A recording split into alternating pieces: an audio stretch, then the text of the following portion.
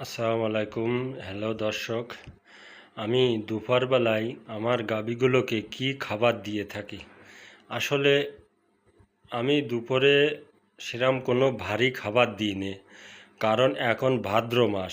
এই মাসে প্রচণ্ড রোদ, এবং এই মাসে কি সব কয় মাসে আমি 12 মাসই দুপুরবেলায় কোনো ভারী খাবার আমি এদেরকে দিই খাওয়াই নে। যা সকালে খাওয়াইনি, সকালে আর সন্ধ্যের সময় এই 2 টাইম ভারী খাবার খাওয়াই। কিন্তু এখনকার সময় এই দুপুরবেলায় অনেক রোদ, প্রচণ্ড রোদ। এই রোদে আমি ভারী খাবার এদেরকে দিই না। আমি গাভীদেরকে দিয়ে থাকি শুকনো খড় এবং কাঁচা ঘাস।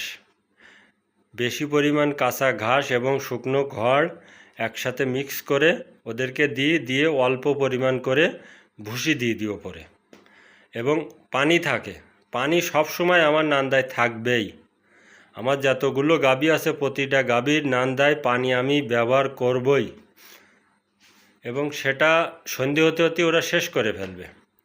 এই সে কাঁচা ঘাস এইগুলো কেটে নিয়ে এসেছি। আসলে এখন ঘাসের সংখ্যা অনেক কম হয়ে গেছে, তারপরেও অনেক দৌড়োদৌড়ি করে ঘাস সংগ্রহ করতে হচ্ছে, কেননা এখন বর্ষার সিজন ছিল। সেই সময় থেকে ঘাস একটু ডাউন হয়ে গেছে।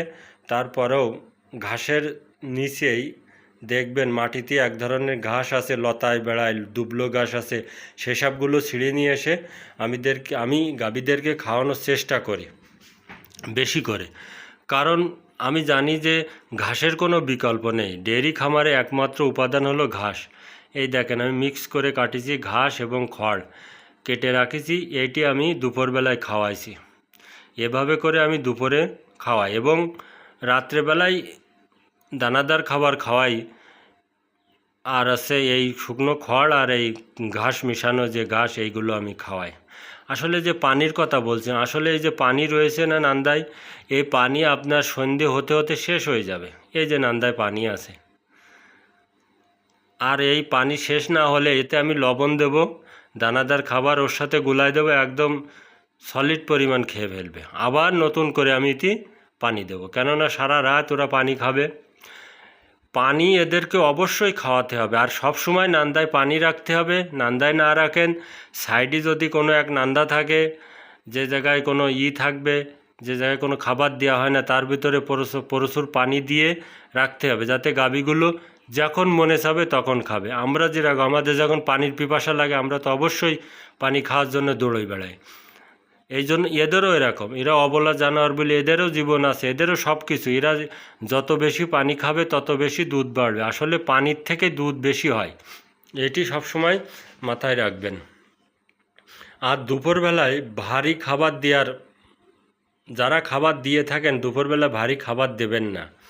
আর এই গরমে প্রচণ্ড গরম, গরুগুলো দেখবেন ফ্যান চলতেছে তারপরেও হাঁপাচ্ছে। কিভাবে হাঁপায়, যখন শোবে বা দাঁড়ায় থাকবে দেখবেন কিভাবে হাঁপায় ওরা। এই জন্য আমি এই পরামর্শই দিচ্ছি আপনাদেরকে, দুপুরবেলায় বেশি ভারী খাবার দেবেন না। ওই 2 টাইম ভারী খাবার দেবেন, সকালবেলায় আর সন্ধ্যের সময়। সেই সময় আবহাওয়া ঠান্ডা থাকে, কোনো সমস্যা ইনশাল্লাহ হবে না। এই 2 সময় দিলে ভালো হয়। আর নিয়মিত এদেরকে গোসল তো করাতেই হবে।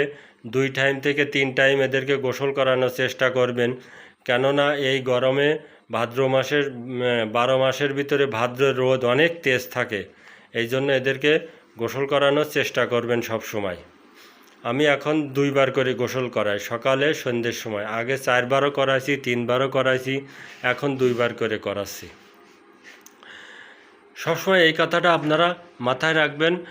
খাবার দাবার যাই দেন না কেন, পুষ্টিগুণ এবং মিনারেল খনিজ পদার্থ সাথে যাতে সব কিছু থাকে, সেইভাবে খাবার তৈরি করে ওদের খাওয়ানোর চেষ্টা করবেন। আমার এই ভিডিও ভালো লাগলে অবশ্যই সাবস্ক্রাইব করে আমার পাশে থাকবেন, শেয়ার করবেন।